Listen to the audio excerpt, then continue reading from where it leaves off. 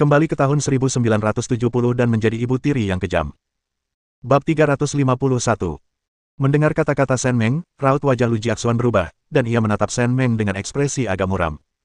Ia tahu Shen Meng punya masalah dengan dirinya dan Jiao Jiao, dan ia merasa Shen Meng pasti datang menemuinya di depan umum untuk mempermalukan dirinya sendiri. Ya, aku memang seharian kemarin menyiapkan materi kerja dan kurang istirahat. Tapi, kakak ipar, aku tidak mengabaikan pekerjaanku. Shen Meng menggosok-gosokkan kedua tangannya, menatapnya dengan senyum tipis, lalu mendesah. Jiaxuan, jangan terlalu dipikirkan. Aku tidak bermaksud apa-apa. Aku sudah memberi isyarat kepada ayah sebelumnya bahwa aku ingin kamu bekerja keras di Komune Xiangyang selama 2 tahun, lalu kamu bisa bergabung ketika waktunya tepat. Sekarang, meskipun aku tidak mengatakannya langsung, semua orang tahu kamu saudara laki-laki suamiku. Banyak sekali mata yang tertuju padamu. Pekerjaan memang tidak ada habisnya, tapi kamu juga harus menyeimbangkan pekerjaan dan istirahat. Kamu harus selalu dalam kondisi terbaikmu di mata orang luar. Lu Jiaxuan tampak agak canggung. Ia melihat sekeliling dan menyadari banyak orang menjulurkan leher untuk melihatnya, jadi ia langsung menegakkan dadanya. Ya, aku akan menyesuaikan diri, kakak ipar. Jiaxuan, kamu sudah menjadi ayah sekarang, kamu harus lebih cerdik. Kudengar direktur komune baru yang dipindahkan ke Komune Xiangyang kekurangan asisten. Kamu masih muda, jadi bagus untukmu mendapatkan lebih banyak pengalaman. Aku akan memberitahu Xiao Zhang untuk memberimu petunjuk. Meskipun kamu tidak bisa dipromosikan terlalu cepat, kamu juga tidak bisa bertahan di posisi itu selamanya. Tapi menjadi asisten itu tidak mudah, ada banyak yang harus dilakukan. Aku khawatir Jiao Jiao akan mendapat masalah jika aku memindahkanmu ke posisi lain. Tidak, kakak ipar, dia tidak akan keberatan sama sekali. Jangan khawatir, kakak ipar, aku pasti akan melakukan pekerjaanku dengan baik dan aku pasti tidak akan mengecewakanmu. Shen Meng menepuk bahunya, lalu berbalik dan pergi. Lu Jiaxuan memperhatikan sosok Shen Meng yang semakin menjauh, matanya berbinar. Benar saja, dia memang berbakat, dan kakak iparnya tahu ia tak bisa terus-terusan menekannya. Lagi pula, dengan posisinya yang tinggi saat ini, ia selalu membutuhkan seseorang untuk membantunya. Sehebat apapun Xiao Zhang, ia tetaplah orang luar. Hehe, tunggu saja dan lihat, jalanmu menuju kesuksesan akan semakin mulus. Shen Meng berdiri di pintu masuk pabrik batu bata sebentar, lalu melihat Xiao Zhang datang membawa 2 kotak makan siang. Ia kemudian meminta Xiao Zhang untuk kembali menemui pemimpin baru Komune Xiangyang dan menyampaikan pesannya. Pemimpin Komune Xiangyang yang baru tiba dikenal sebagai orang yang jujur, tetapi bahkan orang yang paling jujur pun memiliki sisi yang cerdik. Ia justru mengagumi kemampuan kerja dan karakter Lu Jiaxuan. Sekarang Sekretaris Jenderal Shen Meng telah angkat bicara, dan Shen Meng adalah atasan langsungnya, ia tak punya pilihan selain menyetujuinya. Begitu Xiao Zhang keluar, Direktur Komune berjalan menuju Lu Jiaxuan, dan Shen Meng mencibir dalam hati. Ia ingin melihat Lu Jiaxuan memiliki kekuatan, dan ia juga ingin melihat Zhou Jiao menghabiskan seluruh hidupnya bekerja keras di bengkel pabrik tekstil. Pekerjaan yang sibuk akan melemahkan tekad seseorang, terutama ketika ambisinya sangat tinggi. Ketika dia melihat kekasihnya naik pangkat sementara dia sendiri tetap stagnan selama bertahun-tahun, dan menghadapi kontras yang tajam antara pekerjaan rumah tangganya sendiri, anak-anak, dan kesenjangan antara dirinya dan orang lain, Shen Meng tidak percaya bahwa Zhou Jiao masih bisa menjadi pahlawan wanita dengan aura kebenaran, kebaikan, dan keindahan yang kuat. Malam harinya, Lu Jiaxuan membawa kabar baik itu pulang. Zhou Jiao dan Liu Sanjin sangat gembira. Bahkan Lu Dezu pun tak kuasa menahan rasa bahagia, berpikir bahwa ini pasti ide Lu Zhenping, itulah sebabnya Shen Meng tiba-tiba mempromosikan putra keempatnya. Keluarga itu bahkan menyembelih seekor ayam malam itu dan merayakannya dengan meriah. Lu Jiaxuan memeluk Zhou Jiao dengan erat untuk waktu yang lama, merasa bahwa dengan seseorang di atasnya, ia hanya bisa berjalan mulus di depan. Pada awal September, beberapa anak dari Mingyang mulai bersekolah, pindah dari sekolah dasar komune ke sekolah dasar kabupaten. Setelah mereka pergi, Shen Meng memberikan banyak hadiah kepada guru Zheng. Anak-anak dalam keluarga sangat enggan berpisah dengannya, dan Shen Meng mengaguminya sejak kecil. Sebelumnya, ia ingin mengajaknya bekerja di sisinya, tetapi karena fokusnya adalah mendidik anak perempuan di pedesaan dan tidak punya keinginan lain untuk mencari uang atau pergi ke tempat lain, Shen Meng terpaksa menghormati keputusannya. Hari itu, Shen Meng sedang makan di kantornya ketika telepon tiba-tiba berdering. Ia meraih gagang telepon dan mendengar suara Lu Zhenping di ujung sana. Xiao Meng, aku akan kembali beberapa hari lagi. Masalah terakhir sudah selesai. Meng Chao telah diskors, tapi itu baru di permukaan. Perselingkuhan Lu Zhengya dan keluarga Deng telah terbongkar oleh otoritas disiplin, dan mereka sekarang sedang menjalani sesi belajar, diarak-arak di jalanan setiap pagi dan sore dengan mengenakan sepatu compang camping. Jiang Wei juga telah terbongkar atas berbagai perbuatan kotornya. Segalanya hampir selesai. Saat kau datang ke ibu kota provinsi, kami akan mentraktir keluarga Jiang Huan dan Song Dagui dengan makanan yang layak. Oke, terserah kamu. Biaya telepon mahal, dan aku ada urusan di sini. Kita bisa ngobrol lebih lanjut setelah kamu pulang. Bagus. Shen Meng menutup telepon, wajahnya muram. Ia dan suaminya dipermainkan seperti semut mainan. Sekretaris Jenderal, apakah Anda punya waktu sebentar? Kamerat Yu ingin berbicara dengan Anda. Sir Lei, biarkan dia masuk. Yu Sueli memasuki kantornya dengan hati-hati. Setelah duduk, Xiao Zhang menuangkan teh untuknya, dan akhirnya ia menghela napas lega. Ya Tuhan, ini pertama kalinya aku ke sini. Aku takkan berani ke sini lagi. Aku bahkan tak berani bernapas dengan keras. Lihatlah dirimu, Xiao Zhang, kamu sudah melihatnya sebelumnya, apa yang kamu takutkan? Yu Sueli memelototinya. Bagaimana mungkin ini sama? Dia bisa melakukan apapun yang dia inginkan di luar, tapi ini pemerintah daerah. Apakah ini tempat di mana orang biasa bisa masuk? Ada apa? Aku mengundangmu makan malam. Sejak kamu mulai bekerja di sini, kita belum pernah punya waktu berdua. Aku berencana untuk mengundangmu dan anak-anak makan malam beberapa hari lagi. Aku dan Lao Qian yang akan menanggungnya. Shen Meng mengangkat alis ke arahnya. Kenapa mengundangnya makan malam di hari libur? Dan kenapa seformal itu? Jelas ada sesuatu yang terjadi. Ia melirik Yu Sueli dan akhirnya menatap perutnya. Yu Sueli tersipu dan dengan lembut meletakkan tangannya di perut bagian bawahnya. Matamu tajam sekali. Kalau tidak salah, aku sedang hamil. Sudah sebulan lebih sedikit. Lao Qian dan aku belum berani memberitahu siapapun, dan ibunya juga tidak mengizinkan. Tapi aku ingin mengucapkan terima kasih yang sebesar-besarnya kepada kalian semua. Kalian semua adalah kontributor terbesar bagi situasi kami saat ini. Hebat, itu luar biasa. Bukankah Daya dan Xiaoya bahagia? Aduh, jangan bahas itu, dia senang sekali. Dia harus berbaring di perutku setiap hari untuk mendengarkan apakah adik laki-laki atau perempuannya bergerak. Aku jadi kasihan padanya. Makan malam saja tidak masalah, hal baik seperti itu pasti pantas dirayakan dengan pantas. Wajah Yu Sueli penuh dengan rasa manis, dan Shen Meng sangat puas dengan penampilannya. Hidup akhir-akhir ini terasa seperti mimpi. Selagi aku masih muda, aku akan memberikan 2 anak kepada Qian tua agar nenek bisa melihat mereka. Itu akan menjadi tindakan yang benar untuk keluarga Qian. Daya dan Xiaoya bijaksana. Meskipun Daisy sedang tidak sehat akhir-akhir ini, setidaknya dia punya si Feng Lianhua yang merawatnya, jadi dia tidak terlalu sedih. Xiao Meng, kau harus menjalankan tugasmu sebagai sekretaris jenderal dengan baik dan memberikan masa depan yang cerah untuk kami para wanita. Bab 352. Pada malam Lu Zhenping kembali, ia menghadapi interogasi Shen Meng. Ia belum pernah menceritakan latar belakangnya sebelumnya, tetapi kali ini ia berencana untuk menceritakan semuanya. Shen Meng benar-benar bingung, dan saat dia melihat Lu Zhenping, dia merasa sedikit kasihan. Hidupmu sungguh sulit. Lu Zhenping, kamu istriku, bisakah kamu tidak terlalu blak-blakan?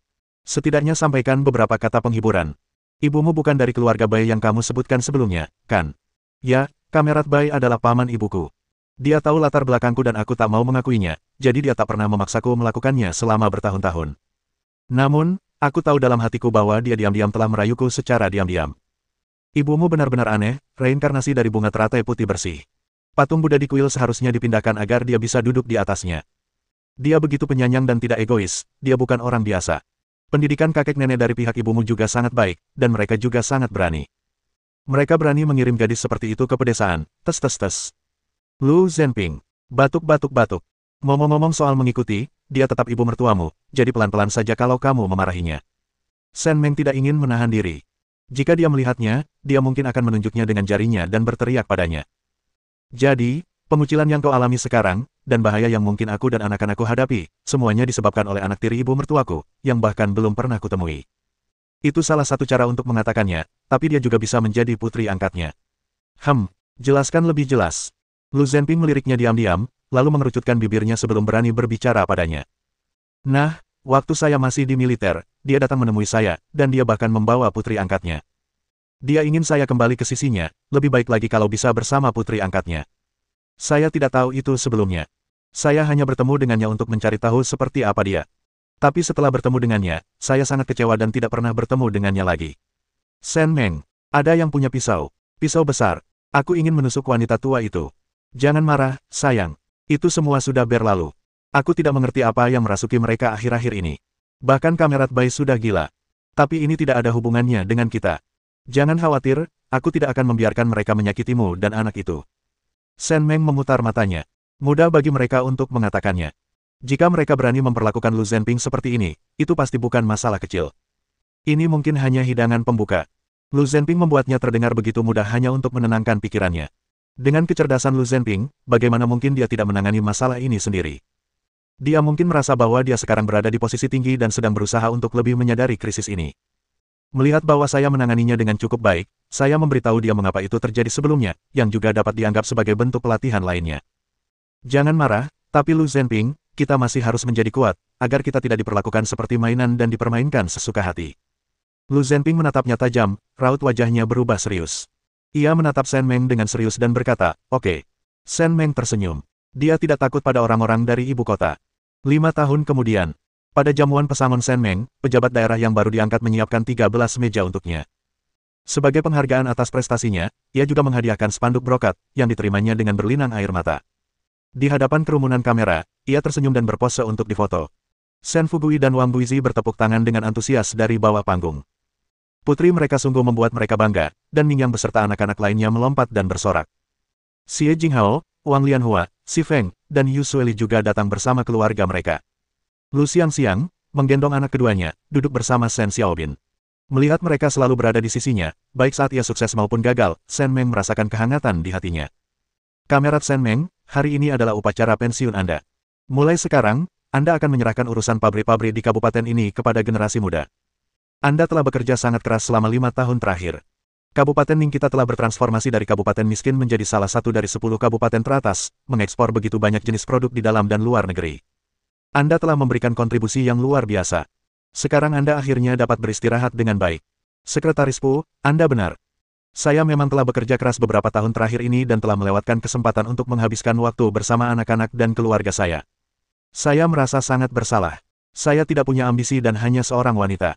Sekarang setelah saya akhirnya bisa melepaskan beban di pundak saya merasa sangat lega. Kebijakannya sekarang baik, dan saya berencana untuk membawa keluarga saya ke Beijing bulan depan untuk bersenang-senang. Hehehe. Hehehe, selamat. Kamu hebat sekarang, tidak seperti aku yang bebannya lebih berat lagi. Tapi jangan khawatir, aku akan menjalankan tugasku dengan baik. Kamu telah membangun perekonomian Kabupaten Ning dengan sangat baik, dan aku pasti akan membangun fondasi itu untuk menjadikan Kabupaten Ning semakin jaya. Kalau begitu, saya akan mengingatnya, Sekretaris Pu. Kita lihat saja nanti. Pujian tersenyum lebar dan berkata kepada Shen Meng, Kamerat Shen, jika kau menemui kesulitan di masa depan, ingatlah untuk datang kepadaku. Baik itu seseorang yang pernah bekerja denganku sebelumnya maupun seseorang sepertiku yang baru saja menjabat sebagai pejabat tinggi daerah, aku akan membantumu. Senyum Shen Meng semakin lebar. Ia bertanya-tanya dari mana datangnya pria bermargapu ini, yang telah mengambil alih seluruh kekuasaannya. Pertemuan yang disebut-sebut sebagai pertemuan penghargaan ini jelas merupakan pengumuman publik, yang memberitahu keluarganya, para pemimpin, direktur pabrik, dan pejabat lainnya bahwa ia, Shen Meng, kini hanyalah warga negara biasa dan tidak akan memiliki hubungan lebih lanjut dengan pemerintah daerah. Tidak apa-apa, Sekretaris Pu. Setelah putra sulung saya masuk SMA 2 tahun lagi, saya akan membawa mereka ke ibu kota provinsi. Ayah mereka sudah menantikan kami pergi ke sana selama 2 tahun terakhir agar seluruh keluarga bisa berkumpul kembali.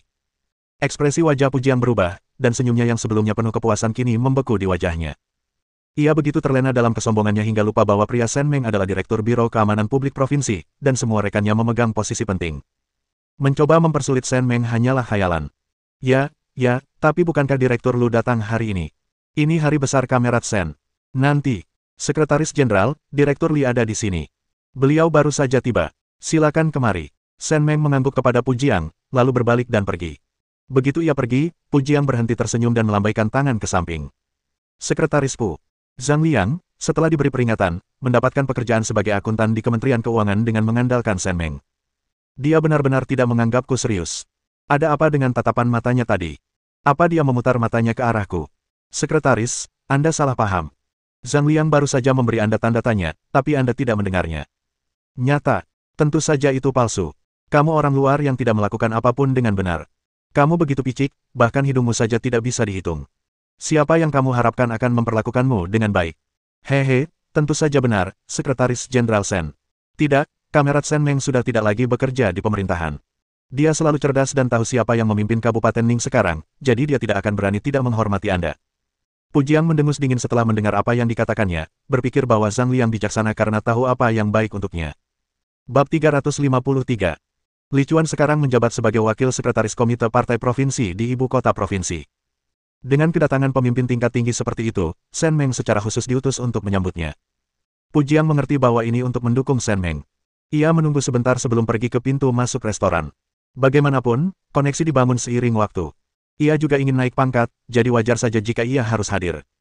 Jika tidak, pertemuan penghargaan ini akan sia-sia. Ketika Shen Meng melihat Li Chuan dan Kim Mingyue, mereka tampak sangat mesra. Sejak Kim Mingyue pensiun dini 2 tahun lalu, ia pindah ke ibu kota provinsi bersama Bibi Chang. Mereka hanya bisa bertemu sebentar ketika ia kembali mengunjungi Bao Guo. Semua orang biasanya sangat sibuk, dan mereka jarang punya waktu untuk duduk dan mengobrol bersama. Hehehe, daerah ini pelit banget sama rapat penghargaan ini. Seharusnya rapatnya lebih besar lagi. Kalau nggak bisa, mending nggak usah diadakan sama sekali. Kekikiran ini benar-benar menyebalkan. Shen Meng menyentuh hidungnya dan berkata, jangan bicara begitu. Itu tetap tanda niat baik para pemimpin daerah. Baiklah, Paman Li, Bibi Qi, ayo masuk dulu. Sekretaris Liao, ayo duduk di dalam. Li Chuan menggelengkan kepala dan mendesah. Ketika meninggalkan Kabupaten Ning, ia memberitahu mantan rekan-rekannya bahwa Shen Meng adalah orang yang berbakat. Saat menggunakan bakat, ingatlah untuk meredakannya dengan benar. Dalam beberapa tahun terakhir, mereka mungkin hanya mengingat kalimat pertama dan benar-benar berpikir untuk memanfaatkannya. Hehe, bagaimanapun, ia tidak akan mengganggu apapun yang dilakukan Shen Meng di masa depan. Melihat senyum ramah Li Chuan, Shen Meng mengaguminya. Alasan ibu kota provinsi ingin memindahkannya adalah karena masalah valuta asing telah banyak diberitakan dan menyebabkan kegemparan besar. Orang-orang dari berbagai lapisan masyarakat menyaksikannya. Selain itu, Li Chuan telah terjebak di Kabupaten Ning selama bertahun-tahun, jadi sudah waktunya untuk mempromosikannya. Di mana-mana adalah tempat yang bagus, dan posisi sangat dicari. Sebagai pejabat tingkat kabupaten, Li Chuan tidak dapat ditugaskan ke posisi rendah, juga tidak dapat ditugaskan ke posisi tinggi. Lagi pula, begitu banyak mata yang memperhatikan, jadi dia ditugaskan ke Biro Reformasi Pertanahan, posisi yang tidak terlalu tinggi atau terlalu rendah. Namun, orang yang menduduki posisi itu sekarang adalah Feng Xi. Xiao Meng, hei, lama sekali. Berat badanmu turun, ya. Tidak, berat badanku sama sekali tidak turun. Bibi hanya mengkhawatirkanku. Bibi pasti berpikir aku sangat menderita. Bibi Qi, saat Mingyang dan yang lainnya liburan musim dingin nanti, aku akan mengajak mereka ke ibu kota provinsi. Kita pasti bisa ngobrol seru nanti. Saya sungguh tidak menyangka Kabupaten Ning akan berkembang pesat hanya dalam 5 tahun. Setiap kali saya kembali, saya selalu melihat perubahannya. Semua ini berkat kalian. Bibi Qi, kamu tidak boleh berkata begitu. Ini semua berkat semua orang. Aku tidak berani mengambil keuntungan darinya. Ayo, kita masuk dan duduk dulu. Kamu terlalu rendah hati. Li Chuan memperhatikan Shen Meng dengan saksama membantu Qi Mingyue. Ia juga mempertimbangkan usulan istrinya sebelumnya. Selama bertahun-tahun, ia telah naik pangkat dari seorang kepala biro reformasi tanah kecil hingga posisinya saat ini, sebagian besar berkat dorongan dan dukungan Shen Meng dan Lu Zhenping. Sekarang kedudukan Lu Zhenping makin tinggi dan kekuasaannya makin bertambah, dia tahu akan sulit baginya untuk maju lebih jauh. Shen Meng pasti akan menjadi luar biasa di masa depan, dan dia bersedia membantu. Ketika dia mencapai kesuksesan dan memiliki masa depan yang cerah, dia pasti akan membantunya demi dirinya dan Mingyue. Ketika mereka tiba, Li Chuan berkata bahwa ia datang bukan sebagai pemimpin, melainkan sebagai perwakilan keluarga Shen Meng. Oleh karena itu, Shen Meng mengatur agar mereka berdua berdiri di depan Wang Guizi dan Shen Fugui. Melihat pejabat tinggi itu duduk di samping mereka, pasangan tua itu pun langsung duduk tegak. Kakak, lama sekali. Wah, aku iri sekali dengan kemampuan Xiao Meng. Wang Guizi membuka mulut untuk berbicara, tetapi beberapa kali ia tak bisa bersuara. Ia terbatuk 2 kali sebelum memberanikan diri untuk menjawab, sama sekali tidak, putri Anda juga sangat luar biasa. Dia lulus kuliah tahun ini, kan? Luar biasa. Dia bisa mengelola pabrik aksesori rambut dengan sangat baik sambil kuliah. Nenek moyang Anda pasti sangat beruntung memiliki putri sehebat itu. Shen Fugui cepat-cepat menyikutnya. Apa yang kau katakan? Hehehe, bukan itu maksud istriku. Dia hanya menganggap Qian anak yang baik dan ambisius. Semua orang senang mendengar orang lain memuji anak mereka sendiri, dan Qi Mingyue serta Li Chuan pun tak terkecuali. Mereka tersenyum dan berkata, oh, tidak sama sekali. Saat itu, Feng Xi datang bersama istri barunya. Dalam 2 tahun terakhir, Biro Reformasi Pertanahan telah diubah menjadi Biro Konstruksi Perkotaan, dan ia memiliki lebih banyak kekuasaan. Ia memiliki lebih banyak kegiatan sosial dan semakin berwibawa. Dia berjalan melewati gerbang hotel milik negara dan langsung menuju ke arah Li Chuan dan Shen Meng, bahkan tidak memperhatikan Pu Jiang, yang berjalan ke arah mereka pada saat yang sama. Sekretaris Li, Nyonya Li, halo, halo. Lama sekali. Hehehe, kudengar kalian akan datang hari ini, jadi aku membawa beberapa perlengkapan untuk menjaga kesehatan. Kalian berdua biasanya sibuk sekali, kalian harus menjaga kesehatan kalian baik-baik, kalau tidak, kami para bawahan dan rakyat jelata akan sangat sedih. Pu Jiang, yang mendengarkan dari samping, tiba-tiba berubah pucat. Bagaimana Direktur Biro Konstruksi Perkotaan Provinsi bisa naik pangkat? Apakah dia melakukannya dengan menjilat kaisar? Direktur Feng, hari ini adalah upacara penghargaan untuk kamerat Xiao Meng. Tidak bisakah kau membedakan mana yang penting dan mana yang tidak? Feng Xi terkekeh, mengulurkan tangan, dan mengambil sebuah kotak hadiah dari tangan pengantin baru. Kotak itu panjang dan sempit, dan sepertinya berisi kalung atau jam tangan. Namun, tidak ada merek pada kemasannya. Jelas bahwa Feng Xi adalah orang yang cerdas dan cerdik yang tahu bahwa para tamu adalah tokoh penting, jadi wajar saja jika ia bersikap hati-hati. Ya, dia bukan kakak iparku, dia bukan orang luar. Dia tahu aku orang seperti apa, hehehe, santai saja, tidak apa-apa. Kakak iparku tidak akan menyalahkanku. Kakak ipar, lihat, ini hadiah kecil yang kubawa untukmu, terimalah. Di mana kaptenku? Apa dia ada misi hari ini? Terima kasih, Direktur Feng. Ketua tim Anda akan datang nanti. Sebentar lagi. Sudah kuduga. Kaptenku pasti akan datang di hari sepenting ini untukmu. Biasanya dia sibuk, tapi meskipun hari ini hujan pisau, dia tetap akan datang. Sen Meng. Kita sudah saling kenal bertahun-tahun, kita semua hafal satu sama lain. Kenapa kamu coba-coba menyanjungku seperti itu? Aku tidak terbiasa, terlalu licin. Pujiang mengerutkan bibir dan berjalan menghampiri Li Chuan dan Feng Xi sambil tersenyum. Kabupaten Ning kini menjadi kabupaten terbesar dan terkaya di Provinsi Yongping. Bahkan jika ia bertemu dengan para pemimpin dari ibu kota provinsi, ia tidak akan merasa khawatir. Lagi pula, perekonomian ibu kota provinsi sangat bergantung pada Kabupaten Ning. Halo, Sekretaris Li. Halo, Direktur Feng. Hehehe, suatu kehormatan bagi kami untuk mengundang Anda ke Kabupaten Ning hari ini. Kita harus minum-minum bersama nanti. Sen Meng mengerutkan bibirnya dan tetap diam, Li Chuan tersenyum, dan Feng Xi sedingin es. Bab 354. Semua asisten Pujiang ingin sekali mencungkil mata mereka. Mereka belum pernah melihat seseorang langsung membuat orang lain minum, terutama bos mereka sendiri. Berani sekali. Feng Xi dipindahkan ke ibu kota provinsi hanya dalam beberapa tahun, dan Sen Meng memainkan peran penting dalam hal ini.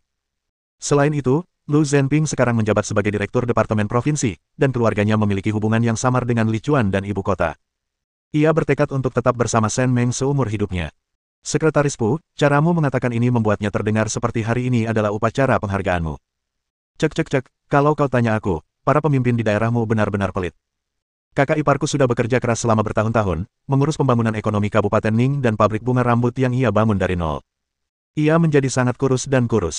Dan sekarang setelah ia pensiun, mereka hanya mengadakan pesta 13 meja untuknya. Cek, kalau kau tanya aku, setidaknya mereka seharusnya mengadakan pesta yang layak di pabrik bunga rambut. Akan lebih baik jika mengadakan perjamuan yang berkelanjutan. Lagi pula, prestasi besarnya ada di sini, dan para petinggi tidak akan mengatakan apa-apa.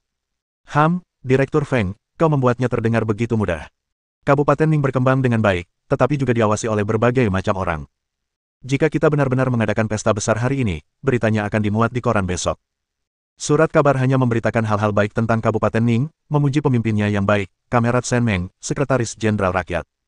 Ia mengatakan bahwa hanya dalam 5 tahun, Kabupaten Ning telah berkembang menjadi salah satu dari 10 kabupaten terbaik di negara ini, dengan reputasi yang gemilang. Semua itu berkat seorang perempuan yang bekerja siang dan malam. Sayangnya, setelah ia pergi, ia melupakan semua itu. Mereka bahkan tidak memberinya sambutan yang layak. Mereka hanya menyiapkan 13 meja. Lihat itu. Banyak pimpinan pabrik bahkan tidak datang. Feng Xi adalah seorang peminum ulung, dan lidahnya yang tajam membuat Pujiang terdiam, wajahnya memerah dan lehernya tebal karena marah, seolah-olah seseorang telah mencekik lehernya. Melihat sudah waktunya, Sen Meng batuk 2 kali dan kemudian menghibur orang itu. Semua orang kembali ke tempat duduk masing-masing. Feng Xi membanting cangkirnya ke atas meja. Sungguh sial. Siapa orang ini? Aku belum pernah mendengar tentang dia di Kabupaten Ning sebelumnya. Zhang Liang, kau sudah melayani kakak iparku begitu lama. Sebelum dia mengundurkan diri, dia memastikan kau diurus dengan sempurna. Dia bahkan menyerahkan keuangan Kabupaten Ning kepadamu. Kau telah berjasa besar padanya. Kenapa kau tidak punya rasa tanggung jawab? Kau biarkan orang ini menindas kakak iparku. Lihat kekacauan yang kau buat. Hotel Fengtai di Kabupaten Ning sangat bagus. Kenapa kau harus datang ke sini? Direktur Feng, harap tenang. Sebenarnya Sekretaris Jenderal kita yang setuju. Beliau bilang, setelah mengundurkan diri, beliau harus sebisa mungkin tidak mencolok. Pemimpin mana dari salon rambut, pabrik batu bata, pabrik pengolahan makanan, pabrik mesin, pabrik kapas, atau tambang batu bara yang tidak ingin mengadakan jamuan besar untuk berterima kasih kepada Sekretaris Jenderal. Bukan hanya para pemimpin, tetapi juga masyarakat Kabupaten Ning, semua orang mengingat kebaikan Sekretaris Jenderal. Namun, Sekretaris Jenderal tidak mengizinkannya. Beliau punya rencana sendiri. Jadi, jangan khawatir. Feng Xi masih merasa gelisah setelah mendengar ini. Ia menunjuk hidung Zhang Liang, dan Li Chuan terbatuk. Feng Xi segera duduk tegak dan bersikap baik. Melihat Sen Meng telah berperilaku baik, Zhang Liang segera pergi menemui Sen Meng. Meskipun tidak banyak orang hari ini, mereka semua adalah pemimpin. Ia harus membantu Sekretaris Jenderal memenangkan hati mereka dengan baik, agar perkataan Direktur Feng tidak terbukti benar. Ketika orang pergi, tehnya mendingin. Ketika Sen Meng pergi ke pintu untuk menyambut Lu Zhenping, ia melirik sekilas ke arah meja keluarga Lu. Wu Xianglan duduk di depan Liu Sanjin, menatap tajam Zhou Jiaojiao di seberangnya. Tatapannya begitu tajam hingga bisa membunuh. Lu Jiaxuan juga sangat tidak sabar terhadap Zhou Jiaojiao. Ia telah menjabat sebagai kepala desa selama 2 tahun dan merasa cemas karena belum juga naik jabatan. Ia ingin menjilat seorang pemimpin di hari penting ini agar bisa naik pangkat. Di hari sepenting itu, anak dalam gendongan Zhou Jiaojiao terus-menerus ribut, terkadang menginginkan ibunya, terkadang menginginkan ayahnya, dan sangat pandai membuat masalah. Shen Meng melirik gadis di pelukan Zhou Jiaojiao. Bocah nakal ini adalah pemeran utama wanita lain dalam cerita sampingan. Ia tidak hanya harus berjuang melawan pemeran utama pria lainnya, tetapi juga harus menyeret Ming Fangnya yang manis, lembut, bijaksana, dan bijaksana ke dalam situasi tersebut. Aku sudah menunggu begitu lama, dan sekarang setelah aku mengundurkan diri, aku tidak bisa menyalahkan diriku sendiri jika terjadi sesuatu pada keluarga mereka di masa depan. Saat saya melewati meja mereka, saya masih bisa mendengar Lu Jiaxuan menggertakkan giginya dan memperingatkan Zhou Jiaojiao dengan suara rendah. Wu Xiang menatap punggung Shen Meng dan mengerutkan kening saat dia melihat Lu Yaya. Tidak bisakah kau mengendalikan anakmu? Acara macam apa ini? Membiarkan seorang gadis kecil membuat keributan seperti ini sungguh tidak masuk akal. Anak 3 tahun macam apa yang akan membiarkannya melakukan apapun yang diinginkannya? Jiaxuan, apa kau mencoba menjilat para pemimpin hari ini? Lihat putrimu, dia tidak bisa dipisahkan darimu sedetik pun. Apa yang kau pikirkan tentang pekerjaan? Kurasa kau cocok menjadi kepala desa. Lagi pula, kau seorang pemimpin. Ada apa dengan putriku? Apa salahnya putriku ingin dekat dengan ayahnya? Kakak ipar kedua, kau konyol sekali. Kenapa kau berdebat dengan gadis kecil seperti ini? Lagi pula, Jiaxuanku setidaknya seorang kepala desa, sementara kakak laki-lakiku yang kedua berbeda. Dia masih bertani di rumah. Kalau saja Jiaxuan tidak mencari pekerjaan di peternakan babi demi kakaknya, dia pasti masih bekerja keras di ladang sekarang. Hehehe, terserahlah. Aku tidak hidup dari sikap tidak tahu malu kakak keduamu. Aku punya 3 rumah besar, putra dan putri, dan aku baik-baik saja. Pada akhirnya, kau harus bisa mencapai sesuatu. Tidak sepertimu, kakak ipar, setelah bertahun-tahun, kau masih pekerja garda terdepan di pabrik tekstil. Kalau kau tanya aku, Jiaxuan, apa kau tidak tahu bagaimana membantu istrimu? Seharusnya dia setidaknya jadi mandor bengkel, kan? Bagaimana mungkin dia masih mengangkat beban berat di bengkel? Apa kau tidak malu? Mendengar kata-kata Wu Xianglan, wajah Zhou Jiaojiao memerah lalu memucat. Ia menoleh ke arah Lu Jiaxuan, secercah harapan membuncah di hatinya. Siapa sangka istri kepala desa bisa menjadi orang penting di pabrik tekstil? Selama bertahun-tahun, semua orang di sekitarnya telah tumbuh dan berkembang ke arah yang positif, tetapi ia, betapapun hebatnya, tetap stagnan. Bahkan meminta bantuan istri Direktur Hu pun tidak berhasil. Namun, ia tidak ingin berhenti dari pekerjaannya. Lu Jiaxuan telah menghasilkan semakin banyak uang selama bertahun-tahun, dan ia hidup dalam belas kasihannya. Mertuanya juga memperlakukannya semakin buruk, seolah-olah putra mereka menderita karena ia adalah menantu Lu. Jika ia kehilangan pekerjaannya sekarang, apa yang akan terjadi padanya jika sesuatu benar-benar terjadi di masa depan? Lu Yaya mengulurkan tangan untuk mencengkeram kerah baju Lu Jiaxuan, mencoba meringkuk dalam pelukannya, tetapi Lu Jiaxuan berhasil mengelak. Jika Zhou Jiaojiao tidak memeluknya erat-erat, dagunya pasti sudah membentur meja. Apakah Lu Jiaxuan ada di sini? Kami dari Komisi Inspeksi Disiplin. Bab 355. Lu Jiaxuan tertegun, tidak mengerti mengapa Komisi Inspeksi Disiplin datang menemuinya. Rapat penghargaan belum dimulai, dan Shen Meng masih menunggu Lu Zhenping di pintu. Orang-orang yang sudah duduk di kursi mereka semuanya adalah tokoh penting. Namun, ia tahu dalam hatinya bahwa kunjungan Komisi Inspeksi Disiplin kepadanya jelas bukan untuk kebaikan. Lebih buruk lagi, beberapa orang ingin mencari masalah bagi Shen Meng dan menjadikannya kambing hitam. Dia tidak ingin menjadi korban pertikaian orang lain. Pak, cepat temui adik iparku dan minta dia memikirkan solusi. Orang-orang dari Komisi Inspeksi Disiplin itu mungkin mencoba menyusahkan dan mempermalukannya. Bicaralah baik-baik dengannya, dan meskipun hanya demi reputasinya, dia harus membantuku. Liu Sanjin sangat panik. Ia melihat para anggota komite disiplin sudah berjalan menuju meja mereka. Jiaxuan, apa kau melakukan kesalahan? Kalau tidak, kenapa mereka mencarimu? Ibu, cepat pergi. Ingat apa yang ibu katakan. Jangan tanya apa-apa lagi. Ibu tidak melakukan apa-apa. Zhou Jiaojiao khawatir. Ia tiba-tiba meraih lengan Lu Jiaxuan dan bertanya dengan tegas, Lu Jiaxuan, lebih baik kau jelaskan dirimu dengan jelas. Kau benar-benar tidak melakukan kesalahan apapun. Lebih baik kau jelaskan dirimu dengan jujur. Jika itu memengaruhi anak itu, aku tidak akan pernah memaafkanmu. Lu Jiaxuan mendorong lengannya menjauh. Aku sudah bilang tidak, dan begitulah. Kenapa kau bertanya? Kalau kau tidak percaya, ceraikan saja aku. Berhentilah terlalu curiga. Itu menjijikkan untuk dilihat. Zhou Jiaojiao gemetar melihat Lu Jiaxuan melangkah keluar. Ia merasa sangat sedih. Bagaimana mungkin Lu Jiaxuan memperlakukannya seperti ini? Bagaimana mungkin Lu Jiaxuan melakukan ini padanya? Selama bertahun-tahun, ia telah mengurus segalanya, baik di rumah maupun di luar rumah. Seiring dengan semakin tingginya jabatan resmi Lu Jiaxuan, emosinya pun semakin buruk. Lu Jiaxuan bekerja keras, tetapi apakah hidupnya mudah? Ia membesarkan kedua anaknya sendirian. Ia telah berubah, ia benar-benar berubah. Ia bukan lagi Lu Jiaxuan yang dulu mencintai dan melindunginya. Zhou Jiaojiao semakin kesal memikirkannya, dan ia mulai terisak-isak. Tiba-tiba, Wu Xianglan mengulurkan tangan dan mencubitnya dengan keras. Ah! Diam, berhenti berisik suara aneh itu. Apa yang kau teriakkan? Hari ini hari besar kakak iparku. Kalau kau berani membuat masalah dan mempermalukannya, jangan salahkan aku karena tidak menunjukkan kasih sayang seperti kakak ipar dan menamparkan wajahmu sampai bengkak. Apa yang dikatakan istri putra kedua itu benar. Zhou Jiaojiao, lebih baik kau diam saja. Putraku hanya bilang dia tidak melakukan kesalahan apapun, dan itu saja. Jika kau terus menangis dan meratap, apa yang akan dipikirkan orang lain tentang keluarga lu kita? Sungguh memalukan. Jika aku tahu kau begitu tidak pengertian, seharusnya aku tidak membiarkan Jiaxuan menikahimu sejak awal. Bersandar di pelukan Zhou Jiaojiao, Lu Yaya cemberut dan menoleh ke arah Zhou Jiaojiao. Bu, jangan menangis. Ayah akan segera kembali. Jangan menangis. Tepat ketika Zhou Jiaojiao sangat tersentuh oleh betapa besar perhatian putrinya yang dibesarkannya, ia mendengar gadis kecil dalam gendongannya melanjutkan, ada yang melihat kita. Ada yang melihat kita. Memalukan sekali. Bu, jangan menangis. Ingusmu mengalir di wajahmu. Zhou Jiaojiao merasa seperti tersambar petir. Ia menatap putrinya dalam gendongannya dengan sedikit ketakutan, tidak mengerti mengapa anak yang selama ini ia didik dengan begitu tekun memperlakukannya seperti ini. Dia menoleh untuk melihat putra dalam pelukan Lu Changsu, dan melihat ekspresi dingin di wajah cantiknya, matanya jelas menunjukkan rasa jijik. Dia gemetar seluruh tubuhnya dan ingin sekali melarikan diri dari tempat ini. Anggota komite disiplin mengobrol dengan Lu Jiaxuan sebentar, lalu diam-diam membawanya pergi dari hotel milik negara. Lu Zhenping tiba dengan cepat, ditemani Chen Du dan Meng Li. Ketika mereka melihat Shen Meng, mereka berdua tampak lebih bahagia daripada Lu Zhenping. Kakak ipar, lama sekali kami tidak bertemu. Kami sangat merindukanmu. Hehehe, kapan kamu datang ke ibu kota provinsi? Kami akan mentraktirmu makan kalau begitu. Ya, kakak ipar, bagus sekali kau mengundurkan diri dari jabatanmu. Pernikahan Chen Du tinggal beberapa hari lagi. Kalau kau datang, bawa Ming Yang, Ming Liang, Ming Fang, dan Ming Kei ke sini, dan kita semua akan merayakannya dengan meriah. Oke. Kalau begitu aku pasti akan membawa anak-anak ke sini. Kalian cepat cari tempat duduk, atau tidak akan ada yang tersisa. Chen Du dan Meng Li bertukar pandang sambil tertawa kecil, lalu menoleh ke arah Lu Zhenping yang sedang tersenyum.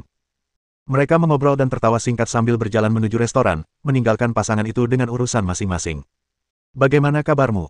Semua orang bilang ini hari yang membahagiakan, tapi aku tahu kamu sudah melakukan pekerjaan yang hebat selama 2 tahun terakhir, dan aku akan sangat merindukanmu. Yah, tidak apa-apa. Aku tidak benar-benar enggan untuk pergi. Hanya saja tiba-tiba aku tidak punya kegiatan, dan aku khawatir hari-hari ke depan akan membosankan. Direktur Lu, mulai sekarang, kau akan membesarkan aku dan anak ini sendirian. Lu Zhenping mengulurkan tangannya dan merangkul bahunya. Sangat senang. Shen Meng tersenyum. Segalanya sudah diatur. Ia akan punya waktu luang mulai bulan ini hingga akhir tahun. Ia akan memeriksa hari libur Lu Zhenping dan ingin mengajak anak-anak jalan-jalan dan bersenang-senang. Keduanya berjalan bergandengan tangan menuju restoran milik negara ketika Liu Sanjin tiba-tiba bergegas menghampiri. Xiao Meng, ini mengerikan. Kakakmu, Zhenping, telah ditangkap. Sudah kubilang, mungkin sudah terlambat untuk menyelesaikan masalah dengan istrimu sekarang, jadi kami harus datang kepadamu. Kakakmu telah ditangkap oleh Komisi Inspeksi Disiplin. Apa yang akan kita lakukan?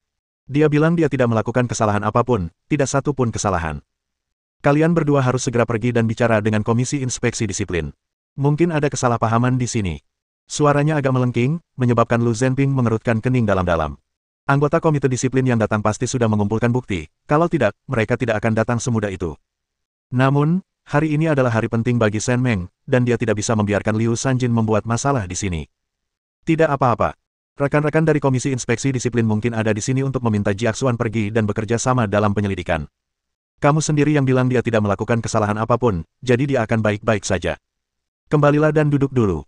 Aku akan memeriksanya sore ini saat aku senggang. Tidak, kamu harus pergi sekarang, Zhenping. Aku tahu aku pernah berbuat salah di masa lalu, tapi aku sudah membesarkanmu selama bertahun-tahun. Meskipun aku belum melakukan sesuatu yang hebat, aku tetap berusaha keras. Demi ayahmu, bisakah kamu pergi menjenguk adikmu dan melihat keadaannya? Aku mengkhawatirkannya. Aku sama sekali tidak khawatir. Nenek, kalau nenek khawatir, pergilah dan lihat sendiri. Nenek tahu hari apa ini. Kalau aku atau Zhenping pergi ke Komisi Inspeksi Disiplin, apa pendapat orang tentang kami? Hari ini adalah upacara penghargaan pensiunku. Apa nenek pikir ini pesta di rumah di mana kita bisa pergi kapan saja? Liu Sanjin sangat marah kepada Shen Meng sehingga dia mengangkat tangannya untuk duduk di tanah, tetapi Shen Meng segera mendekatinya. Bisakah kau diam saja? Kalau aku dan Zhenping kehilangan muka hari ini, aku jamin tak akan ada yang bisa menyelamatkan putramu dari masalah. Setelah Shen Meng selesai berbicara, ia menarik Lu Zhenping pergi. Liu Sanjin berdiri di pintu, gemetar tak terkendali. Ia memiliki 4 putra. Putra sulung, meskipun bukan putra kandungnya, adalah yang paling cakap. Putra kedua adalah seorang pemalas yang hanya mendapat pekerjaan di peternakan babi karena kemampuan putra keempatnya. Putra ketiga memendam dendam terhadap keluarganya karena persalinan istrinya dan jarang pulang. Putra keempat, yang bisa ia andalkan, kini menjadi kepala desa, tetapi hari ini, ketika ia mencoba menaiki tangga sosial, ia dibawa pergi oleh Komisi Inspeksi Disiplin. Jika sesuatu terjadi pada putra keempat, apa harapan yang tersisa bagi wanita tua ini? Bab 356. Ibu, apa yang dikatakan kakak laki-laki dan iparku? Apa mereka akan mengirim seseorang untuk memeriksa Jiaxuan? Apa dia benar-benar tidak bersalah? Zhou Jiaojiao masih merasa dingin di dalam hatinya setelah disakiti oleh kedua anaknya, tetapi ia tetap ingin segera mengetahui kabar Lu Jiaxuan.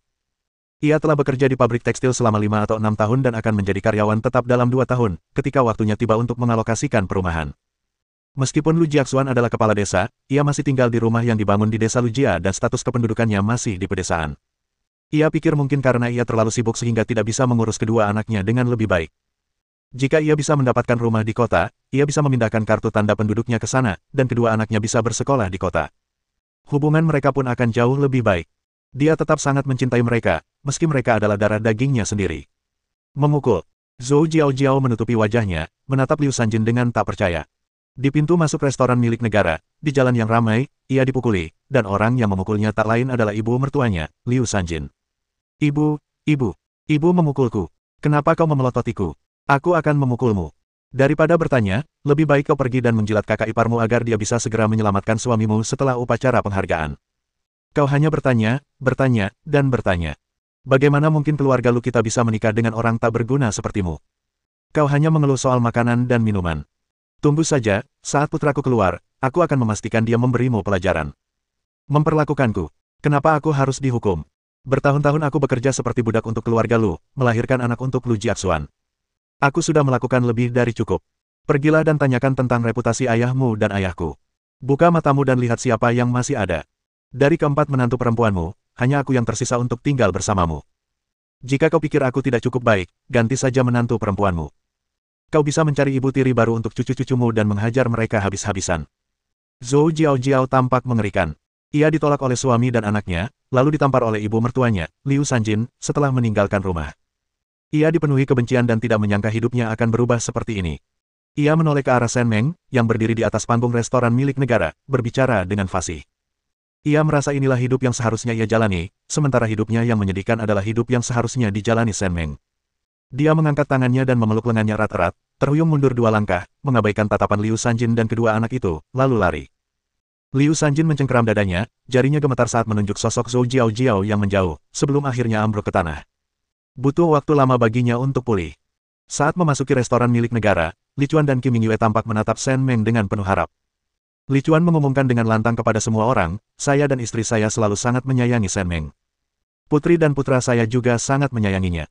Hari ini, di hadapan orang tua Shen Meng, kakak dan adik iparnya, dan yang terpenting, di hadapan Zhenping, kami berdua ingin bertanya kepada Shen Meng apakah ia bersedia menjadi putri baptis kami.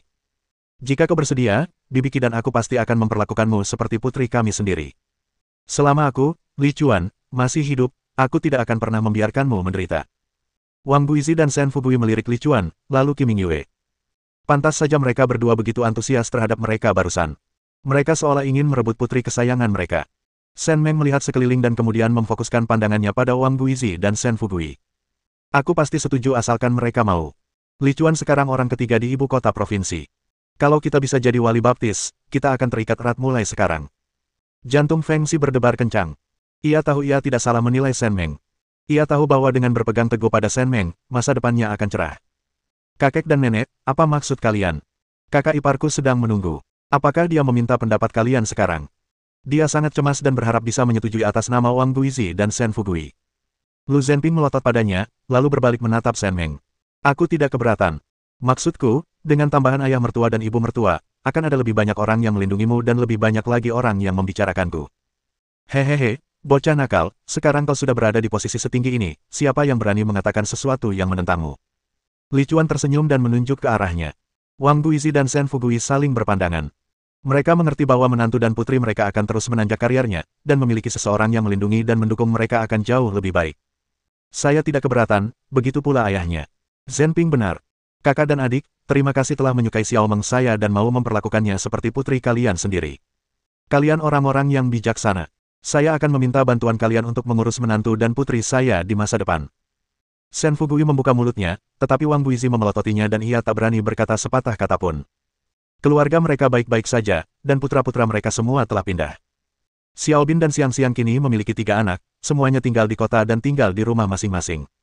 Ketika mereka punya waktu luang, mereka akan datang ke kota untuk membantu mengasuh anak-anak. Keluarga Xiao Meng terkadang datang berkunjung, tetapi mereka jarang menawarkan bantuan. Mereka sudah merasa bersalah, setelah melihat karakter Li Chuan dan Kim Mingyue selama bertahun-tahun. Lu Zhenping bekerja di ibu kota provinsi, dan Xiao Meng akan segera pindah ke sana bersama anaknya. Mereka juga punya keluarga besar di sini, dan kalaupun mereka ingin membantu, mereka tidak punya tenaga. Akan lebih baik jika Anda membiarkan wali baptis Anda lebih membantu Anda. Baiklah, terima kasih banyak, kakak perempuan dan kakak laki-laki. Feng Xi segera mengambil 2 cangkir dan meminta 2 kursi dibawakan. Ia kemudian mempersilakan Li Chuan dan Kim Mingyue duduk di atas panggung. Shen Meng juga naik ke atas panggung, mengambil cangkir teh dari Feng Xi, dan memanggil ibu dan ayah. Setelah mempersembahkan teh, ia bersujud kepada masing-masing pasangan lansia, dan mengakhiri reuni keluarga. Orang-orang yang duduk di bawah langsung bertepuk tangan meriah. Beberapa hanya menonton pertunjukan, sementara yang lain mengerti bahwa ini adalah peringatan dari Li Chuan, sebuah pesan yang gamblang kepada para pemimpin Kabupaten Ning bahwa Shen Meng berada di bawah perlindungannya, dan siapapun yang mencoba menghalangi Shen Meng untuk mengembangkan karir di Kabupaten Ning akan melawan Li Chuan. Shen Meng juga memahami prinsip ini dengan jelas. Li Chuan dan Kim Mingyue telah menyiapkan panggung, jadi ia pun melangkah ke atasnya. Meskipun dia sudah mengatur banyak hal, siapa yang tidak menginginkan sedikit bantuan ekstra? Pujiang memperhatikan dari bawah ketika Shen Meng, yang berseri-seri karena bangga, meminum segelas demi segelas anggur. Asistennya begitu cemas hingga hampir mengulurkan tangan untuk merebut gelas dari tangan Shen Meng. Sungguh tragis. Kenapa dia diangkat menjadi asisten pejabat daerah yang baru diangkat? Dia mustahil diatur.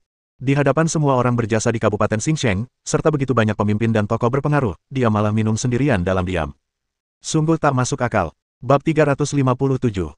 Setelah upacara penghargaan berakhir, Shen Meng mengantar para karyawan di pintu. Banyak pimpinan pabrik yang enggan berpisah dengannya. Meskipun disebut upacara penghargaan, ini juga merupakan upacara perpisahan.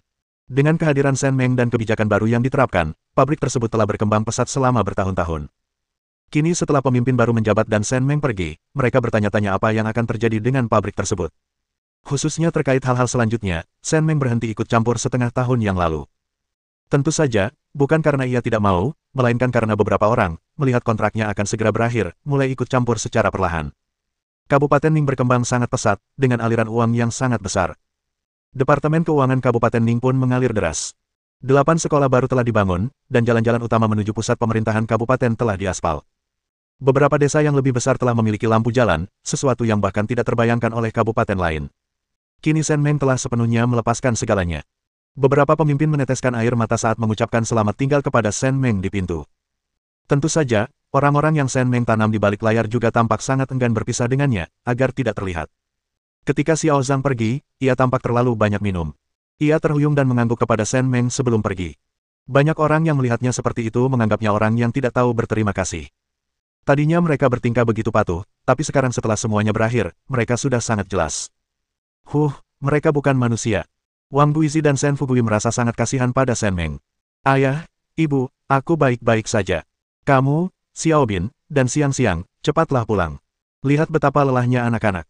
Baiklah, tamu di sini sudah tidak banyak lagi. Kamu pulang saja bersama Zhen Ping dan istirahat. Tidurlah kapanpun kamu mau dan bangun kapanpun kamu mau. Biarkan Xiao Dai membantumu pulih sesampainya di rumah. Mengapa? Shen Xiao Bin dan Lu Xiang Xiang, sambil menggendong anak mereka, berpamitan dan pergi.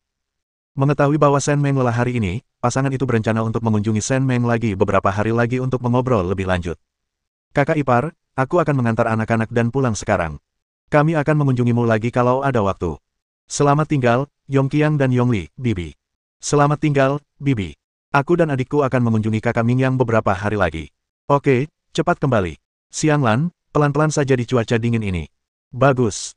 Wu Xianglan mendorong sepeda dan membiarkan Yongli duduk di belakang. Yongqiang mengendarainya sendirian. Sang ibu dan mereka bertiga melambaikan tangan dan mulai bersepeda pulang. 2 tahun lalu, Wu Xianglan akhirnya mendapatkan rumah di kota kabupaten. Rumah itu besar dengan 3 kamar tidur. Ia masih muda dan seharusnya tidak diberi rumah sebagus itu. Tapi siapa yang bisa menyalahkannya karena mengajak anak-anak menonton Shen Meng setiap beberapa hari. Hu Jinbu langsung menyetujuinya tanpa memberitahu Shen Meng. Mengetahui Shen Meng sedang sibuk selama pesta pindah rumah, ia bahkan membawa istrinya untuk memberikan beberapa hadiah. Direktur pabrik secara pribadi membantu Shen Meng dalam pesta pindah rumah. Keributan sebesar itu disaksikan oleh para pemimpin pabrik tekstil. Sebagai perbandingan, Zhou Jiaojiao tampak jauh lebih lesu. Ia telah bekerja selama 5 atau 6 tahun dan masih belum mendapatkan rumah. Sudah saatnya ia mendapatkannya. Tidak seperti prefektur lain, Kabupaten Ning tidak mengalami kekurangan perumahan seperti itu. Ketika pabrik berjalan lancar, sejumlah rumah telah dibangun, dan karyawan yang telah menyelesaikan masa kerja mereka mendapatkan rumah. Zhou Jiaojiao tahu bahwa Shen Meng tidak menyukainya, tetapi masalah alokasi perumahan adalah masalah besar. Ia pergi menemui Shen Meng sendiri dan bahkan ribut-ribut meminta bantuan para tetua keluarga Lu untuk memohon bantuannya, tetapi Lu Jiaxuan selalu menghentikannya. Dia kepala desa, dan dia peduli dengan reputasinya. Dia tidak bisa membiarkan reputasi buruk menyebar, jadi dia hanya bisa menunggu. Untungnya, dia akhirnya berhasil tahun ini dan pasti akan mendapatkan rumah. Jika dia masih belum mendapatkannya kali ini, dia akan pergi ke serikat pekerja dan membuat keributan. Siapapun pemimpinnya, mereka tidak akan mendengarkannya. Melihat sebagian besar orang telah pergi, Lu Zhenping merangkul Shen Meng, memanggil Mingyang dan anak-anak lainnya, dan hendak berjalan menuju mobil ketika Liu Sanjin dan Lu Changzu dengan cepat memanggilnya kembali. Aku akan mengantar Xiao Meng dan yang lainnya pulang dulu, lalu aku akan menemui Lu Jiaxuan nanti. Kalian pulang saja dan tunggu kabar. Ini waktu yang tepat untuk naik bus. Sebelum Liu Sanjin dapat mengatakan sesuatu lagi, Lu Changzu segera menariknya kembali. Jangan banyak bicara. Bagaimana kalau kakak tertuamu marah dan dia tidak mau bertemu kakak keempat? Sabar saja, Bu. Pulanglah dulu, gendong bayi Yaya baik-baik, dan jangan sampai dia masuk angin. Tidak bisakah kau mengantar kami pulang dulu? Jaraknya sangat jauh, dan kami membawa 2 anak. Sangat merepotkan naik bus. Lu Zhenping melirik Chen Du, yang mengangguk balik. Kakek dan nenek, kemarilah, biarkan aku menggendong anak itu. Kaptenku sudah selesai mengantar orang itu dan perlu bertanya tentang keadaan kamerat Lu Jiaxuan. Dia sedang terburu-buru. Kalian berdua juga ingin segera tahu tentangnya, kan? Jadi, jangan buang waktu lagi. Aku bisa mengantar kalian ke sana sendiri. Liu Sanjin, anak muda, apakah kamu juga menyetir ke sini? Ayo jalan ke halte bus. Liu Sanjin, Anda tidak perlu mengantarkannya. Hanya beberapa langkah saja. Sesampainya di rumah, Shen Meng melepas sepatu hak tingginya, mandi, berganti pakaian, lalu kembali ke kamar untuk tidur. Mingyang dan Mingliang sudah dewasa dan memiliki kesibukan masing-masing, jadi mereka tidak mengganggu istirahat ibu mereka. Shen Meng terbangun dalam keadaan mengantuk ketika Lu Zhenping kembali ke rumah malam itu. Aku kembali. Kamu masih tidur atau mau bangun? Aku bawa makanan, anak-anak sudah makan. Kamu lapar?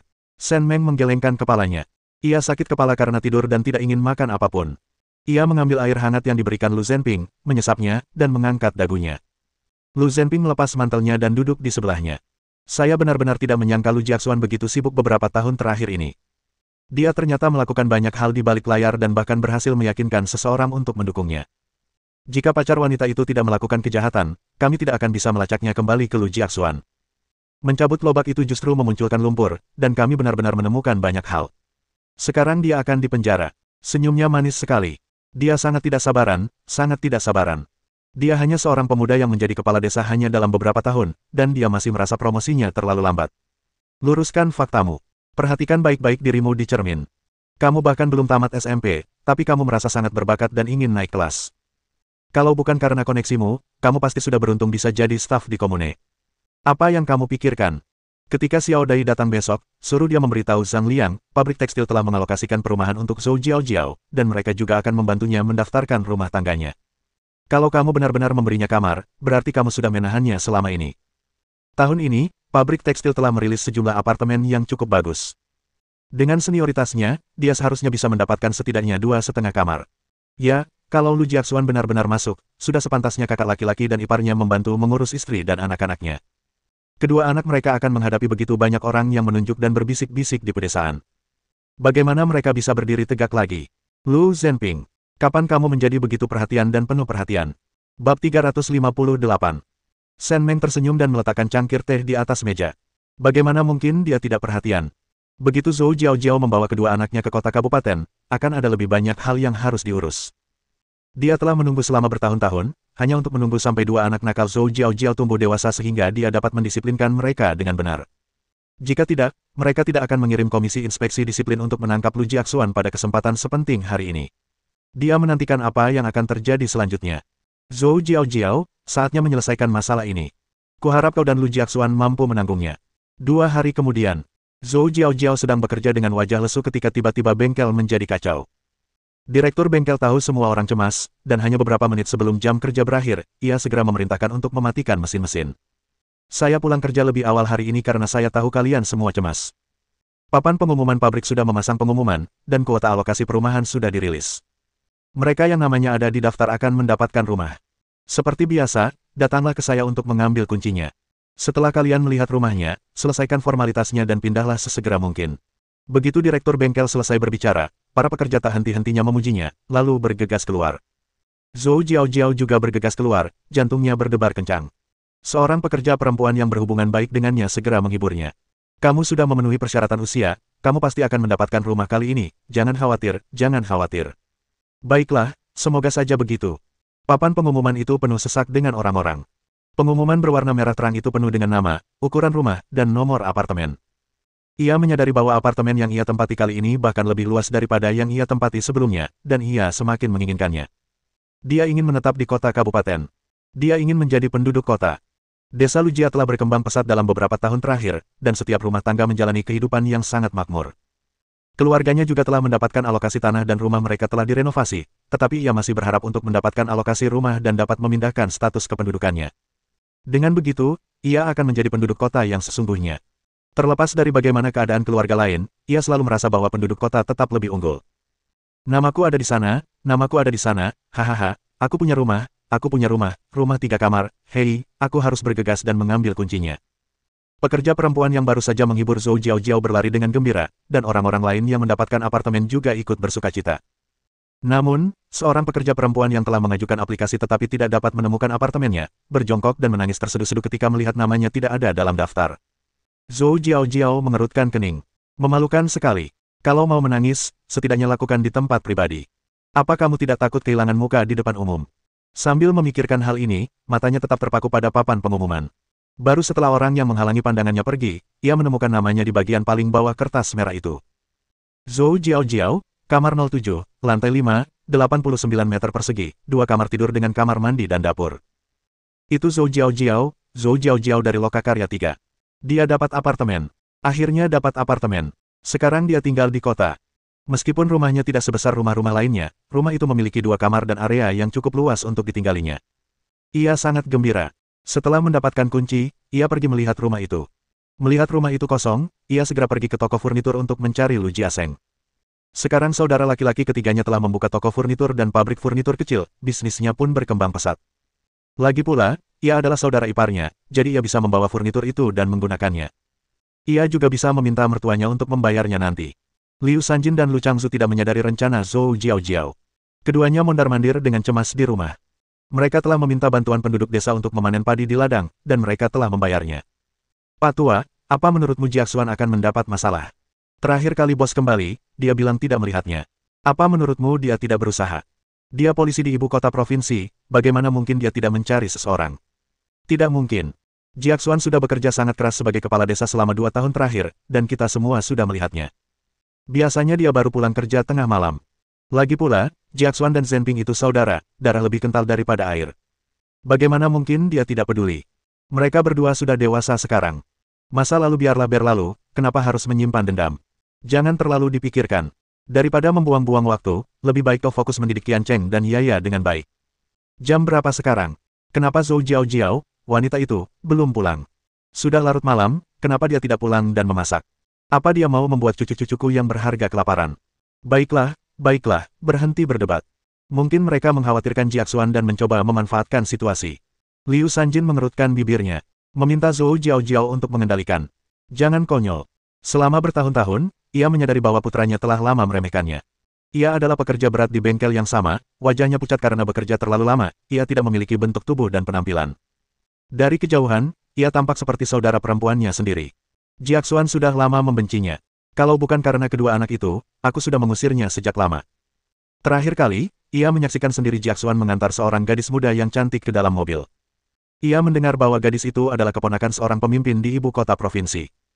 Ia merasa wajah gadis itu memerah ketika menatap Jiaxuan, yang berarti ia pasti tertarik pada putranya. Sayang sekali Zhou Jiaojiao yang mengambil tempat itu. Sungguh menyebalkan. Liu Sanjin benar. Zhou Jiaojiao memang pergi ke kota untuk menanyakan tentang Lu Jiaxuan. Lagi pula, mereka adalah suami istri, dan ia tahu betul sikap Lu Jiaxuan terhadapnya selama bertahun-tahun. Sebelumnya, ia menahan amarahnya demi anak dan kedudukannya, tetapi sekarang berbeda. Jika sesuatu benar-benar terjadi pada Lu Jiaxuan, ia harus segera membersihkan namanya dari segala kesalahan, terutama barang-barang berharga di rumah. Ia harus mengantonginya. Ia masih muda dan memiliki masa depan cerah. Melihat ekspresi samar di wajah semua orang, ia sedikit mengerti apa yang sedang terjadi. Ia meneteskan dua air mata, berbalik, dan pergi. Namun, masih merasa gelisah, ia bertanya lagi kepada Lu Changzu dan Liu Sanjin setibanya di rumah. Ia terkejut dengan jawaban mereka. Bahkan Lu Zhenping pun tidak melihat Lu Jiaxuan, yang berarti ia benar-benar telah melakukan kesalahan, dan itu masalah serius. Ini semua gara-gara perilaku destruktif kedua nenek sihir itu. Beberapa tahun terakhir ini, mereka tidak punya anak yang bisa diasuh, jadi dia yang mengurus mereka tahun demi tahun. Kalau dipikir-pikir, dia jadi kesal sendiri. Dia sudah bekerja keras begitu lama, tapi tidak banyak manfaatnya dan hanya ikut menderita bersama mereka. Setelah selesai makan, ia kembali ke kamar, mengambil tas, dan mulai mengemas barang-barang berharganya. Ia sudah mengambil furniturnya dari toko furnitur sepulang kerja, jadi ia bisa menyimpan semua barang-barang bagusnya di rumah barunya saat kembali bekerja. Tingginya 5 lantai, jadi biasanya tidak ada orang yang naik untuk melihatnya. Berkat kedua orang tua itu, Lu Jiaseng hanya datang setiap 10 hari atau setengah bulan sekali, jadi tidak akan ada yang memberitahu kedua orang tua itu tentang pemberian rumah kepadanya.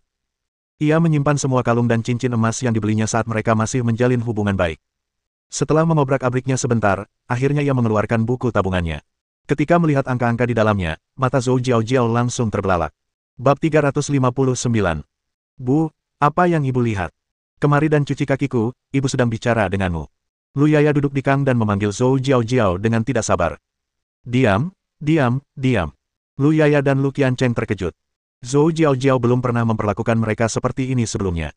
Ia selalu sangat lembut. Bahkan ketika mereka nakal atau tidak menyukainya, ia tidak pernah marah kepada mereka. Hari ini, ia malah membentak mereka. Hal ini membuat kedua anak itu sangat marah. Lu Yaya berlari menghampirinya dan menendangnya. Jika kamu berani berteriak padaku, aku akan menyuruh ayahku meninggalkanmu. Yaya, jangan bicara omong kosong. Datanglah ke sisi kakakmu. Dia boleh galak sesuka hatinya. Kita abaikan saja. Dia tetap harus minta maaf nanti.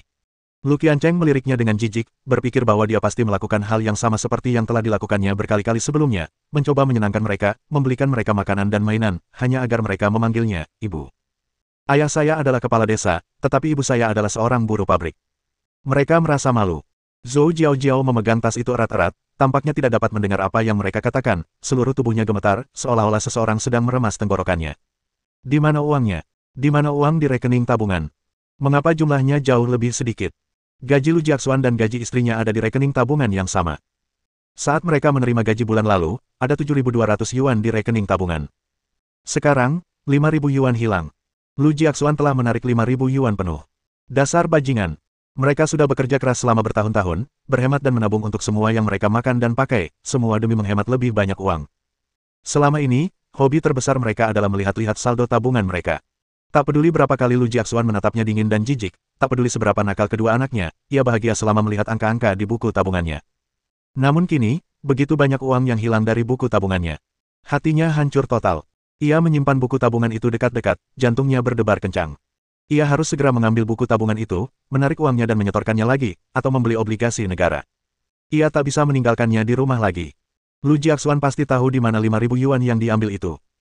Ketika dia bisa berkunjung lagi, dia pasti akan menanyakan pertanyaan yang bagus kepada bajingan itu. Ia sekilas melihat kakak beradik itu berkerumun di kang tempat tidur bata berpemanas mengobrol, lalu mengerutkan kening kesal. Anak-anak yang dulu sangat ia sayangi kini membuatnya kesal hanya dengan melihat mereka.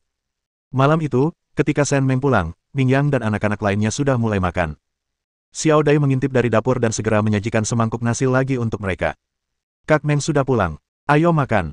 Aku sudah membuat sup ayam untuk makan malam nanti. Ini akan menghangatkanmu. Baiklah, terima kasih atas kerja kerasmu, Xiao Dai. Dai Hua tersenyum, duduk kembali di kursinya, dan mengambil sepotong lobak kering dengan sumpitnya. Xiao Dai, aku akan pergi ke ibu kota provinsi besok dan baru akan kembali seminggu lagi. Aku titipkan rumah ini padamu. Baiklah, Saudari Meng. Oh, ngomong-ngomong, waktu aku mengantar makan siang ke Zhang Liang siang tadi, ku dengar suhunya akan turun. Sebaiknya kau bawa baju hangat saat keluar. Aku akan menyiapkannya untukmu malam ini. Ya, kamu dan Xiao Zhang akan menikah akhir tahun ini. Aku sudah menyiapkan apartemen untuk kalian berdua, dan semua perabotannya sudah dipesan. Ini kuncinya. Kalau kamu ada waktu, pergilah bersama Zhang Liang untuk melihat-lihat besok. Suruh saja Mingyang dan yang lainnya makan siang di restoran. Tidak, tidak, itu tidak akan berhasil. Zhang Liang dan saya sudah membicarakannya, dan kami berencana untuk menyewa rumah halaman di kota kabupaten terlebih dahulu. Dia bilang perumahan komersial mungkin akan dibangun di kota kabupaten kami dalam 2 tahun ke depan, dan jika kami menabung, kami bisa membelinya. Ambil saja. Kalau kamu mau beli apartemen komersial, beli saja. Ini bagus. Aku sudah menyiapkan halaman kecil untukmu. Luas, dengan 4 kamar, halaman, dan koridor. Kalau kamu tidak bisa memutuskan sendiri, bicaralah dengan Zhang Liang. Tapi kurasa anak itu akan sangat senang dan pasti akan menerimanya. Dai Hua tersenyum malu. Selama bertahun-tahun, ia telah bekerja untuk keluarga Lu. Meskipun dipanggil pengasuh, Sekretaris Sen memperlakukannya seperti adik perempuan dan juga sangat baik kepada Zhang Liang. Dia telah bertemu dengan adik Sekretaris Jenderal Sen, dan dia merasa tidak ada perbedaan antara Zhang Liang dan Sen Xiaobin. Bu, jangan khawatir, kerjakan saja. Aku akan menjaga adik-adikku di rumah, dan aku tidak akan mengabaikan pelajaranku. Ming Liang dan Ming Fang murid yang baik, jadi aku akan meminta mereka mengajari Ming Kei mengerjakan PR malam ini. Ia sendiri hanya masuk 5 besar di kelasnya, sementara Ming Liang dan Ming Fang masuk 10 besar. Ia bisa membantu mengurus kehidupan sehari-harinya, tetapi ia hanya bisa mengurus studinya sendiri. Anakku sayang, aku tidak berharap kamu akan sukses di masa depan. Jangan terlalu memaksakan diri. Tidak, Bu, belajar itu mudah, tidak ada tekanan sama sekali. Ming Liang, yang sedang mengunyah paha ayam, tiba-tiba mengatakan sesuatu yang membuat Sen Meng dan Ming Yang terdiam. Mereka tidak mengerti dunia para jenius akademis. Mereka hanyalah sekelompok kutu buku. Ming Liang, cepat makan, atau Ming Kei akan menghabiskan semua daging babi goreng dengan paprika hijau. Dai Hua dengan cermat mengontrol makanan yang dimasaknya untuk makan malam agar Lu Ming Kei kenyang, karena Lu Ming Kei sekarang terlalu gemuk dan tumbuh sangat cepat.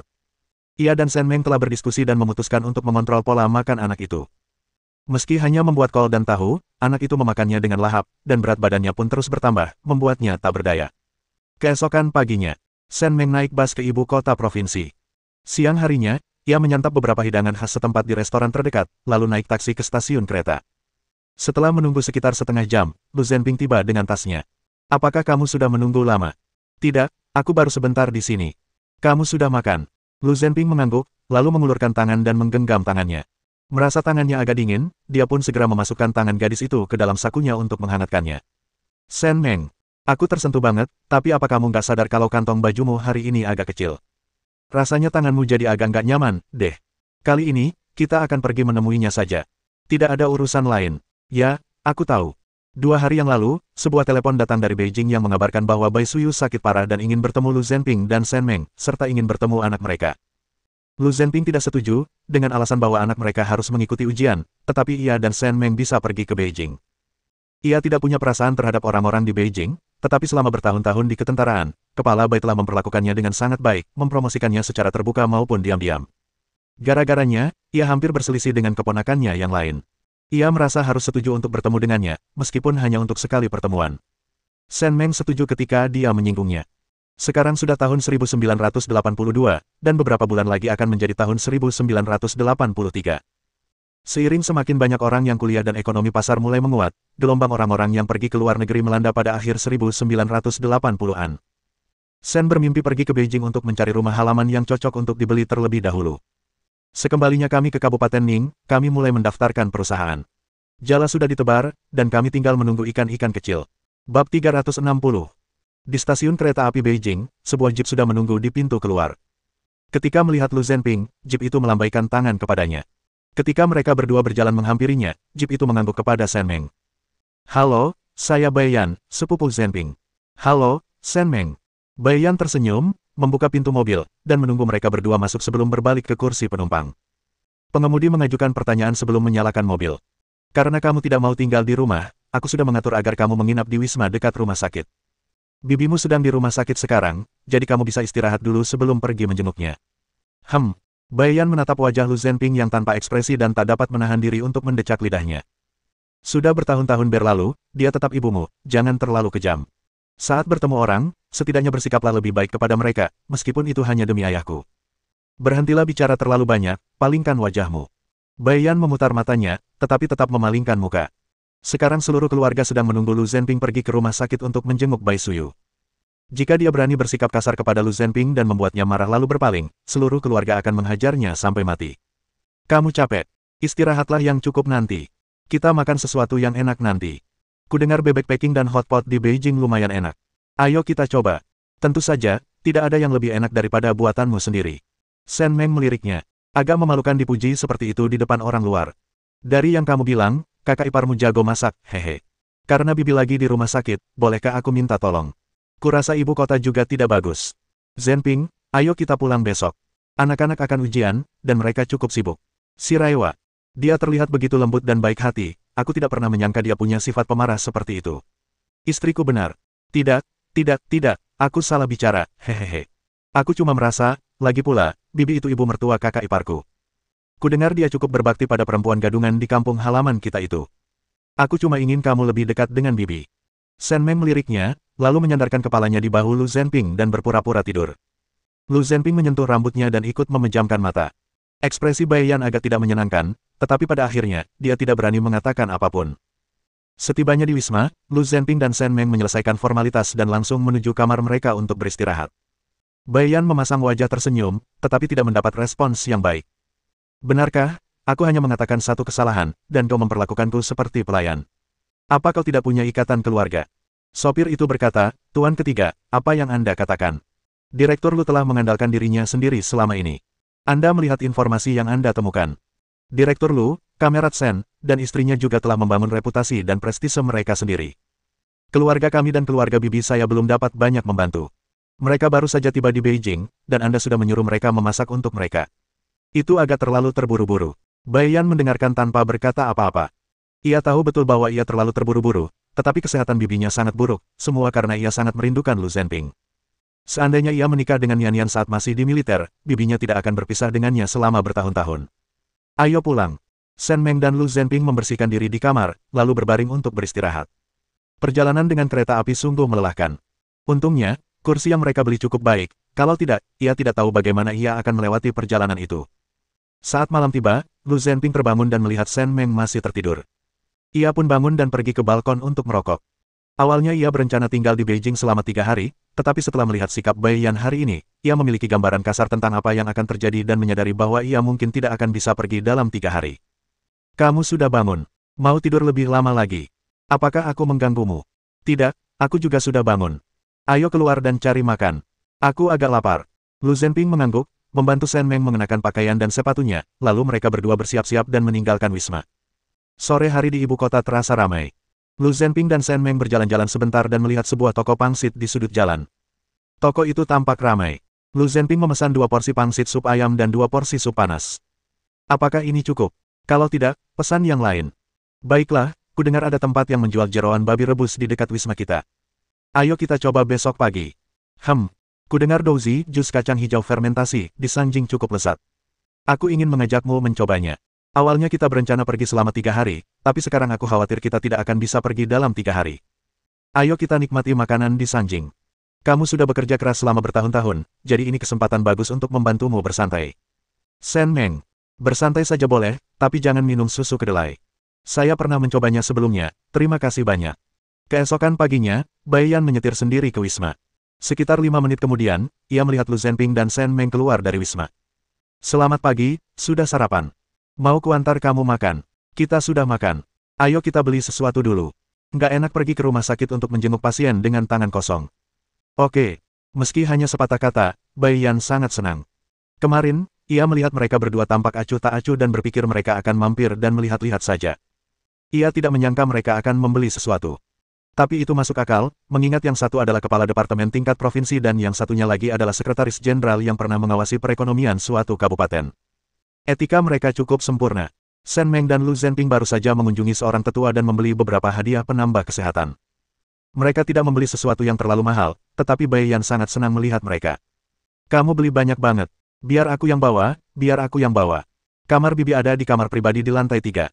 Nian-Nian yang ngurus. Oh, Nian-Nian anak angkat bibi. Aku belum ketemu kakak iparku, tapi keluarga kami, paman dan sepupuku, akan ke sana sebentar lagi. Dengan begitu banyak orang di sini, apakah pantas bagi Zenping dan aku untuk pergi ke sana? Enggak, kita semua keluarga, enggak ada yang namanya pantas atau enggak pantas. Ya sudah, kita masuk mobil dulu. Semangat Bibi jadi jauh lebih baik sejak dengar kamu datang. Shen Meng tersenyum padanya, dan Lu Zenping mengerucutkan bibirnya tanpa berkata apa-apa. Bagaimanapun, Shen Meng adalah ibunya sendiri, dan sudah bertahun-tahun ia tidak bertemu dengannya. Mustahil baginya untuk tidak merasakan emosi apapun. Namun, orang luar tidak dapat melihat beberapa ekspresinya, tetapi Shen Meng memperhatikannya dan menggenggam tangannya erat-erat. Keduanya bertukar pandang dan masuk ke mobil tanpa mengucapkan sepatah kata pun. Bai Yan mengemudi sangat cepat, seolah takut mereka akan berubah pikiran. Dalam waktu kurang dari 10 menit, mereka tiba di rumah sakit. Setelah memarkir mobil, ia berjalan lurus tanpa mengambil apapun. Shen Meng membawa buah di satu tangan dan susu bubuk berkalsium tinggi di tangan lainnya, dan dia bersikap seolah-olah dia tidak melihatnya. Lu Zenping juga membawa tas dan paket. Melihat punggung Bai Yan, ia merasa sedikit kesal. Mereka sudah sampai di pintu masuk rumah sakit. Apa yang akan mereka lakukan? Mereka berlarian seperti kelinci. Di mana ketenangan mereka di ketentaraan? Bersambung.